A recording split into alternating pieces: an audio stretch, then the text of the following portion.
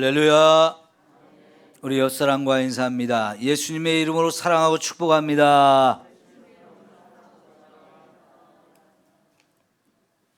일부 예배에 제가 설교를 10분 일찍 끝냈어요. 그랬더니 가시면서 은혜 받았습니다 많이 하시네요. 그런데 2부 예배는 빨리 끝내고 재직회를 해야 돼요. 그러니까 여러분이 좀 마음을 편안하게 같이 예배 드리면서 말씀의 은혜 받고 또 재직회까지 함께 해주시면 고맙겠습니다. 자, 17절의 제일 앞부분에 너희는 함께 나를 본받으라 이렇게 말씀하고 있죠. 2장 5절에서 11절까지 너희 안에 이 마음을 품으라 곧 예수 그리스도의 마음이니 하면서 우리가 예수님의 마음을 품고 살아야 될 것을 먼저 가르쳤어요. 그런 사도 바울이 이제는 나를 본받으라 하고 굉장히 당당하게 자신감 있게 말하고 있는데요. 이것은 자기가 예수님의 마음을 품고 살면서 예수님을 닮은 사람이 되었기 때문입니다. 그래서 사도 바울이 나를 본받으라는 얘기는 결국은 예수님을 닮으라는 얘기가 되겠죠. 제가 성경에 많은 말씀들을 보는 가운데 자신감이 없는 말씀, 하나님께나 사람들에게 죄송한 말씀들이 참 많은데요. 그 중에 대표적인 말씀이 이 말씀 같아요. 제가 목사로서 여러분들에게 여러분 나를 본받으십시오 라고 말할 수 있으면 얼마나 좋겠습니까마는 제가 너무 부족하고 연약한 게 많아서 여러분에게 나를 본받으십시오 라고 말할 자신이 없어요. 너무너무 부끄럽고 여러분께도 하나님께도 정말 죄송하기가 그지가 없는데요. 사실 이렇게 보면 저는 엉터리 목사라고 말할 거고 사기꾼 같은 목사가 아닐까 생각이 돼요. 제가 전하는 말씀 그대로 살아야 되는데 이런 말씀들이 참 자신감이 없어요. 저도 한평생 예수님을 믿었고 또 예수 믿는 사람으로서 예수님을 닮으려고 노력도 많이 했고 또 여러분 앞에 목사로 서서 하나님 말씀을 이렇게 선포하는 사람이기 때문에 제가 당연히 예수님을 닮아서 나를 본받으라고 이렇게 말해야 하는데 그럴 자신감이 너무나 부족하다는 얘기죠.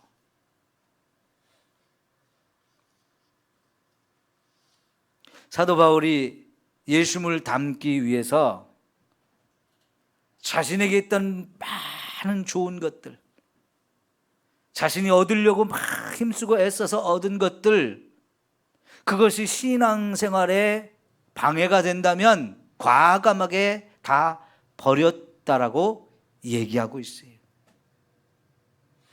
그리고 오직 예수님과 예수님 안에 있는 것을 더 많이 발견하려고 지금도 그는 쉬지 않고 달려가고 있다라고 말하고 있어요. 그러니까 그는 당당하게 나를 본받으라고 얘기할 수 있는 거죠.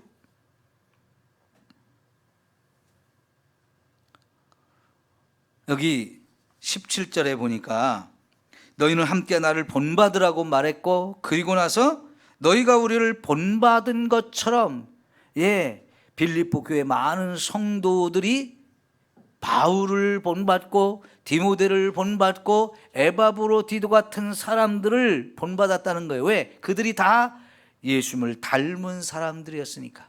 그러니까 이 초대교회는 예수님을 닮은 사람들이 참 많았던 것 같아요. 신앙생활을 제대로 했다는 얘기지요. 그러면서 그와 같이 행하는 자들을 눈여겨보라고 말해요.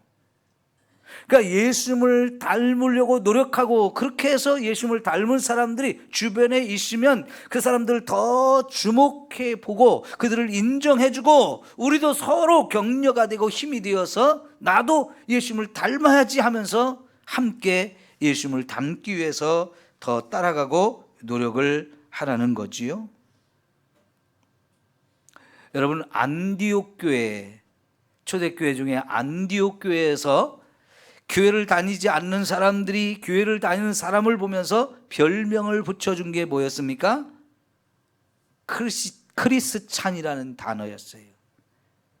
우리말로 그리스도인이라고 하는데 그 말은 저 사람들은 예수님을 닮은 사람들이야 라고 그렇게 별명을 붙여준 건데, 얼마나 그 당시 사람들이 예수님을 잘 믿고 예수님을 제대로 닮았으면 이렇게 안 믿는 사람들이 이런 별명을 붙여줬을까요? 이미 우리 시대에는 예수 믿는 사람들 다 그냥 그리스도인이다, 크리스찬이다 이렇게 불러주거든요. 저 서양에서는요, 어떤 사람들은 가문의 성씨가 크리스찬이에요. 여러분, 세계적인 명품 중에 크리스찬 디오르 이런 명품이 있잖아요. 그 뭐냐면 가문의 이름, 성씨가 크리스찬이 된 거예요. 아마 그 조상들은 정말 신앙생활을 잘하고 예수님을 닮았을 거예요. 그러니까 그거 예수님을 더 닮고 싶어가지고 그들의 성씨를 크리스찬으로 이렇게 했겠죠. 아니면 이름을 크리스찬으로 했거든. 그런데 이름이나 성씨는 크리스찬이 되어졌는데 오늘 저와 여러분 다 크리스찬으로 불리거든요. 그런데 예수님을 안 닮았으니 이게 얼마나 부끄럽고 또 잘못된 모습인가요? 저도 그렇고 저와 여러분이 함께 이런 우리의 신앙생활의 부족함과 연약함을 진정으로 인식하고 하나님 앞에 회개해야 할 줄 믿습니다. 하나님께도 사람에게도 저 사람 정말 예수님 닮은 사람이야 라고 인정받는 자리까지 우리가 가야 할 것입니다. 그러기 위해서 더 많이 애쓰고 힘써야 하는 거지요. 신앙생활은 끊임없는 수련이고 훈련이에요.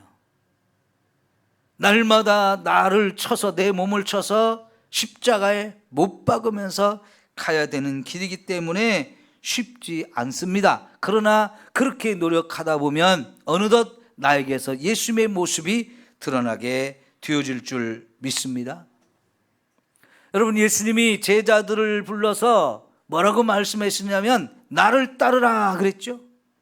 나를 따르라는 얘기는 너희는 내게 와서 배우라. 나는 마음이 온유하고 겸손하니 내게 와서 배우라 그랬는데요, 자기 자신을 본으로 하나의 샘플로 보여주면서 나를 본받으라 이렇게 하는 것이 예수님의 제자 양육의 방법이었어요. 오늘 저와 여러분이 다시 한번 우리 신앙생활을 점검해서 예수님을 더 많이 닮으려고 노력해야 할 줄 믿습니다. 그래서 내 주변에 있는 사람이 어느덧 저 사람 보니까 예수님 닮은 사람이야 라고 인정해 준다면 그때 저와 여러분 내가 신앙생활을 그래도 좀 제대로 하고 있구나 라고 스스로 점검이 되어질 줄 믿습니다. 자, 그리고 나서 이제 두 번째 사도 바울이 뭘 얘기하냐면요, 18절부터 21절까지 십자가의 원수로 행하지 말라 하는 거예요. 따라합시다. 십자가의 원수로 행하지 말라.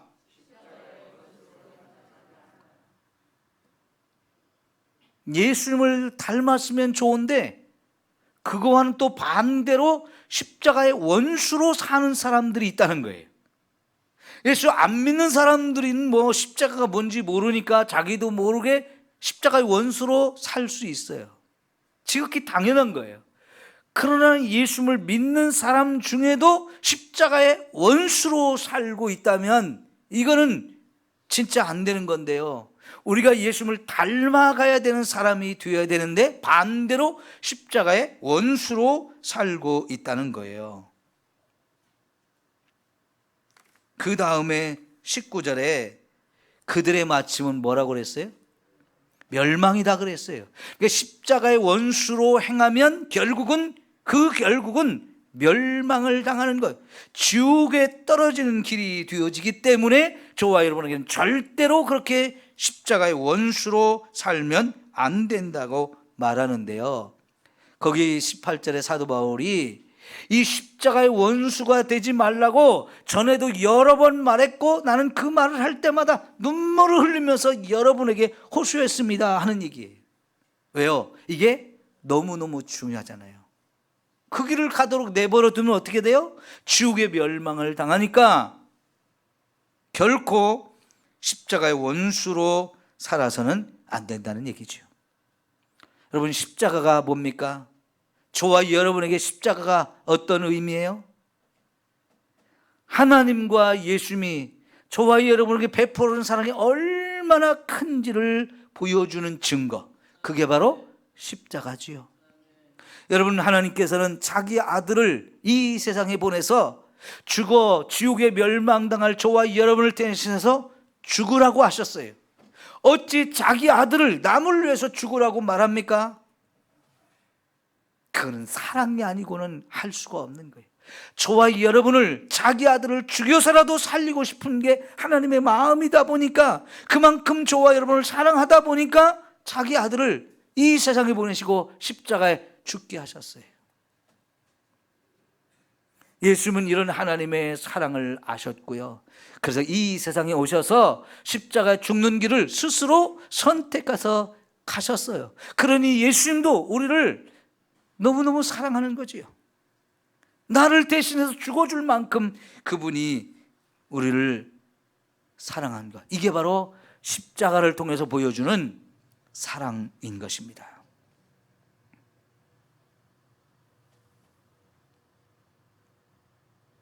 예수님이 그 십자가에 죽으실 때 그 고통이 얼마나 어마어마했습니까? 사람이 견딜 수 없는 엄청난 고통이잖아요. 모두가 그 십자가는 가고 싶지 않았어요. 그런데 하나님의 아들이 그 십자가로 가셨으니 이 참 너무나 엄청난 사랑이지요. 그리고 그 모든 고통과 부끄러움과 멸시를 다 참으시면서 끝까지 죽음을 당하셔서 결국은 저와 여러분을 구원하는 모든 일을 완성하신 것이 십자가인 거죠. 예수님은 십자가에 죽기 바로 전날 밤에 겟세마네 동산에서 뭐라고 기도했습니까? 할 수만 있으면 이 잔을 내게서 옮겨달라고 막 절규했어요. 왜요? 그 십자가의 고통이 너무나 크다는 걸 알기 때문에요. 그러나 자기의 그런 생각을 내려놓고 결국은 하나님 뜻대로 하겠습니다 하면서 십자가의 길을 가셨는데, 막상 십자가에 죽으실 때 그 고통이 너무나 크다 보니까 십자가 위에서 또 절규하셨어요. 나의 하나님, 나의 하나님, 어찌하여 나를 버리십니까 하면서 그 고통이 너무 크니까 막 하나님 앞에 절규했는데, 여러분, 그 순간 하나님이 자기 아들의 그 고통의 부르짖음을 듣고 아이고 안 되겠다, 너 좀 내려와라, 내가 너 살려줄게 했다면 어찌 됐을까요? 저와 여러분은 하나도 살 수 없었어요. 그런 하나님은 그런 아들의 절규를 외면하셨어요. 죽게 내버려 두셨어요. 그런데도 예수님 끝까지 참고 견디면서 죽으셨고요. 결국은 저와 여러분이 이렇게 구원을 받게 되셨죠. 왜 그렇게 하나님이 그 아들의 절규를 외면하십니까? 저와 여러분을 살려야 되니까. 예수님 십자가에 못 박히기 전 어마어마한 채찍의 고통을 받으셨어요. 39대 되는 이 채찍에 한 대 한 대 내리칠 때마다 예수님의 살점들이 다 찢겨지고 뜯겨져 나오는 그런 엄청난 고통을 받았고, 그래서 예수님의 몸에는 피들이 막 사방으로 튀며 이제 십자가 위에서 한 방울도 남김없이 그 피를 다 쏟아 주셨는데, 그 피와 살을 우리는 먹고 마심으로 인해서 영원한 생명을 얻게 되었어요. 그리고 저와 여러분이 지옥에 갈 사람이 천국 갈 사람으로 변화가 되어진 거지요. 이런 엄청난 사랑의 십자가를 우리가 알진데 어찌 십자가의 원수로 살겠습니까? 절대로 저와 여러분이 그렇게 살아서는 안 된다는 거지요. 이 지옥이라는 것이 어떤 곳이라는 것을 우리가 안다면, 여러분, 우리 십자가의 원수로 살면 안 됩니다. 지옥이라는 게 꾸며낸 겁니까, 사람들이? 아니요. 지옥은 실제로 있습니다. 예수님께서 마귀와 그를 따르는 모든 자들을 영원히 벌 주려고 실제로 만든 곳이 지옥이에요. 여러분, 20절에 보니까 그러나 우리의 시민권은 하늘에 있다면서 저와 여러분에게 지옥의 시민권을 가진 자를 천국의 시민권을 가진 자로 바꾸어 줬다는 거예요. 그러면서 그 천국에 들어갈 때 21절에 보니까 우리의 낮은 몸을 자기 영광의 몸의 형체와 같이 어떻게 해요? 변하게 하시리라 그랬는데요, 지금의 저와 여러분의 이 육체를 가지고는 천국에 들어가서 살 수가 없어요. 왜냐하면 지금 우리 육체는 이 땅에서 살기에 적합하게 만들어진 몸이에요. 근데 이 몸을 가지고 우리가 천국에 가서 살면 안 되기 때문에 우리가 천국에 들어갈 때 예수님께서 저와 여러분의 이 육체를 완전히 변화시켜서 천국에서 영원히 살 수 있는 몸으로 바꿔준대요. 그게 예수님이 주시는 놀라운 은혜인데, 예수님의 영광스러운 모습, 예수님이 변화산 위에 올라갔을 때 그 몸에서 막 광채가 나면서 너무나 아름답고 빛나는 몸으로 변화가 됐었거든요. 그 모습이 바로 부활하실 때 변화된 예수님의 몸이고, 그 몸으로 저와 여러분도 변화가 될 거래요. 근데 이게 중요한 것이 뭐냐면, 이런 변화가 지옥에 가는 사람들에게도 똑같이 나타나는데요, 이게 뭔 얘기냐면요, 우리가 가진 몸 그대로 지옥에 가는 게 아니에요. 지옥에 가는 사람도 지옥에 떨어질 때 몸에 변화가 일어날 수밖에 없는데, 어떤 변화가 일어나느냐? 여러분, 지옥은 영원히 고통받는 곳이라고 그랬죠? 근데 그 고통이 싫어서, 고통을 견디지 못해서 나 죽어야 되겠다 해도 죽어지지 않는 몸으로 바뀌는 거예요. 여러분, 이 세상에 참 안타까운 사람들이 스스로 목숨을 끊는 사람들인데, 지옥에 가면요, 그 고통이 너무 심해서 스스로 죽으려고 아무리 노력해도 죽어지지 않는 몸, 그건 몸이 변화가 되니까 그렇게 되는 거잖아요. 지금의 몸은 죽을 수 있지만요, 지옥에 가면 죽으려고 해도 안 죽어지는 거예요. 그런데 여러분, 지옥은 영원히 꺼지지 않는 불구덩이라고 그랬어요. 그럼 영원히 꺼지지 않는 불구덩이 속에 사람이 들어가면 어떻게 되겠어요? 막 타가지고 죽을 수밖에 없잖아요. 그런데 그 지옥에서는 그 영원히 꺼지지 않는 불구덩이 속에 던져져서 고통은 받는데 죽지 않는 거. 그 몸이 변화가 됐으니까 그런 거예요. 그러니까 여러분, 천국에서 영원히 살 수 있는 몸으로 변화되기를 원해요? 지옥에서 영원히 살 수 있는 몸으로 변화되기를 원해요? 당연히 지옥에 가지 않고 천국에서 영원히 살기를 원하니까, 그죠? 예수님의 그 영광스럽고 찬란하고 아름다운 모습처럼 우리도 변하기를 원하지요. 이번에 러시아와 우크라이나 이 전쟁에서 러시아가 아주 끔찍한 짓을 많이 저지르고 있는데요, 백린탄이라는 폭탄을 썼다는 증거들이 나왔다 그래요.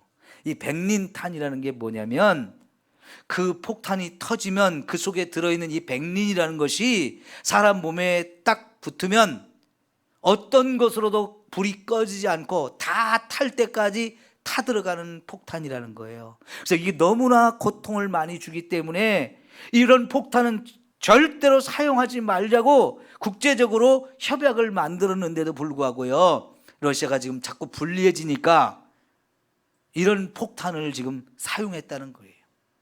여러분, 그 폭탄이 떨어져서 터져가지고 사람들에게 떨어졌다면 얼마나 고통을 받겠어요. 이 불이 꺼져야 되는데 아무리 무얼로도 해도 불이 안 꺼지고요, 다 들어갈 때까지 고통을 받게 하는 끔찍한 폭탄인데, 이런 폭탄을 터뜨렸다니요. 이거는 지옥의 고통을 맛보게 하는 거죠, 사람들에게. 네?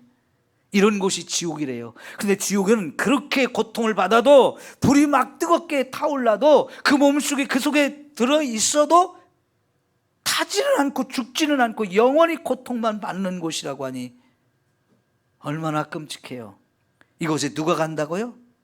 십자가의 원수로 행하는 사람들이 간다는 겁니다. 그러니까 사도 바울이 눈물을 흘리면서 여러분은 정말로 십자가의 원수로 살지 말라고 이렇게 호소하는 거지요.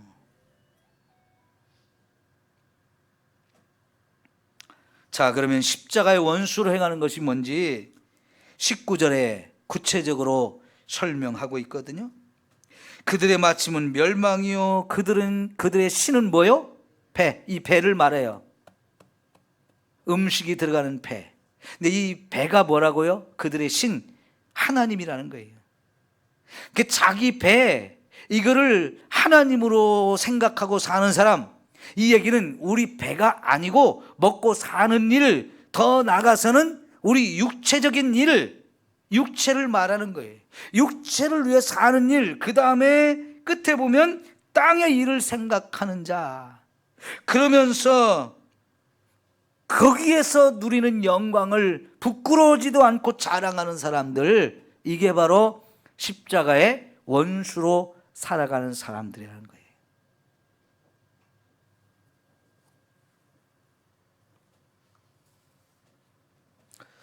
여러분, 우리 육체를 위해 살고 땅의 것을 생각하며 사는 거, 이런 사람들은 하나님의 나라를 유업으로 받지 못한다 그랬는데요, 우리 육체는 욕심과 정욕으로 가득 차 있어요. 우리 육체가 원하는 대로 살면 결코 안 되는 거예요. 그래서 사도 바울이 나는 날마다 나를 죽인다, 내 육체를 십자가에 못 박으면서 날마다 나를 죽이며 산다라고 고백했는데요, 로마서 7장에 보면 누가 나를 이 사망의 몸에서 건져내리요 하면서 막 탄식하고 절규하면서 호소했어요. 오호라, 나는 곤고한 자다. 자기가 하나님 말씀대로 살려고 하는데 보면 결과적으로 나도 모르게 육체가 원하는 대로 자꾸 따라가고 있는 거예요. 사도 바울 같은 사람도 그랬는데 저와 여러분은 더하지요. 왜냐하면 우리 육체의 욕심이 너무나 강하기 때문에요. 그 육체가 원하는 것이 음란과 부정과 사욕과 정욕과 탐심과 분냄과 회방과 불평하는 것과 우상숭배와 시기와 분쟁과 술취함, 이런 것들이거든요. 이런 것들이 자꾸만 저와 여러분으로 하여금 십자가를 벗어나서 세상으로 향하게 가는 거예요. 내 몸에 자꾸 이런 걸 요구해요. 이렇게 살라고. 우리 안에 이런 육체의 욕심들이 가득 들어있단 말이죠. 이거를 깨트리는 것이 결코 쉽지 않은데요, 그래도 우리는 이걸 깨트리면서 오직 성령의 인도하심만 따라서 살아야 한다는 거예요. 우리 신앙생활은 바로 우리 육체의 욕심들을 깨트리고 성령이 인도하시는 대로 따라가려고 부단히 노력하고 힘쓰고 애쓰는 건데요, 이것을 위해서 하나님은 저와 여러분에게 성령 하나님을 보내주셨어요. 그 성령 하나님이 내 안에 오셔서 우리가 하나님의 말씀, 진리, 생명의 길로 인도하시면서 이렇게 살아라 저렇게 살아라 하면서 가르쳐 주실 때 우리가 그걸 따라가다 보면 나도 모르게 예수님을 본받게 되어지고, 그래서 내 생활 속에 성령의 열매가 맺어지죠. 그 성령의 열매가 뭡니까? 사랑, 희락, 화평, 자비, 양선, 충성, 온유, 절제, 이런 거잖아요. 이것은 우리에게 없는 건데 성령님이 내 안에 오셔서 예수님처럼 살게 할 때 비로소 내 안에도 이런 것이 생기는 것이고 이것이 밖으로 나타날 때 그게 눈에 보이는 열매인 거지요. 우리가 예수님을 모를 때는요, 내가 육체가 원하는 대로 살면 최고인 줄 알았어요. 요즘 젊은이들은요, 소확행이라는 거, 워라벨이라는 이런 단어들을 써서요, 소소하지만 확실한 행복, 이런 걸 사람들이 굉장히 원하고요, 일을 하지만 일을 하면서도 나 열심히 일한 대가를 가지고 마음껏 즐기며 사는 인생, 이런 걸 워라벨이라고, 이걸 최고의 인생의 가치인 것처럼 요즘 젊은이들이 그런데요, 그거 보면 다 입고 싶은 거 다 입고 먹고 싶은 거 다 먹고 하고 싶은 거 다 하며 즐기며 사는 인생을 말하는데, 사람으로 태어났으니까 이 세상에 살면서 그런 것 좀 누리고 싶죠. 그런데 조심해야 되는 거예요. 위험한 거예요. 그것들이 다 우리 육체가 원하는 것들일 가능성이 너무나 많기 때문에 그대로 살면 행복할 것 같지만 그 멸망길로 가는 길이 되어진 거죠. 사탄은 끊임없이 이런 것들로 저와 여러분을 유혹합니다. 금식한 예수님에게 돌을 가지고 떡을 만들어 먹으라는 것도 그런 이유였고요, 그런 마귀에게 예수님은 육신의 양식도 필요하지만 내게는 하나님의 말씀이 더 중요하다고 이렇게 선포하며 물리쳤어요. 세상 모든 사람들이 다 나를 집중하면서 최고라고 막 높여주고 인기가 막 최고의 자리에 올라갈 수 있도록 해주겠다고 하는데, 그 영광은 오직 하나님만 받으셔야 된다면서 예수님 거절했어요. 내가 슈퍼스타가 되고 내가 전능한 능력을 가진 것처럼 많은 일을 성공하고 참 멋진 인생이지만요, 그것이 땅의 일이라면 결국은 거기서 영원한 생명을 얻을 수는 없습니다. 그래서 우리는 시민권이 하늘에 있는 자로서 하늘의 소망을 두고 위의 것을 찾는 자가 되어야 하는 거지요. 그런 인생으로 저와 여러분을 변화시키기 위해서 예수님이 십자가의 죽음을 당하셨어요. 그렇다면 저와 여러분이 예수님처럼 살고 예수님을 본받으며 살아서 이 세상 사람들에게 당신도 예수님처럼 살라고 전할 수 있어야 되고, 예수의 십자가가 있어야 우리가 영원한 생명을 얻고 천국 갈 수 있는 인생으로 변화될 것을 증거할 수 있는 사람들이 되어지는 거지요.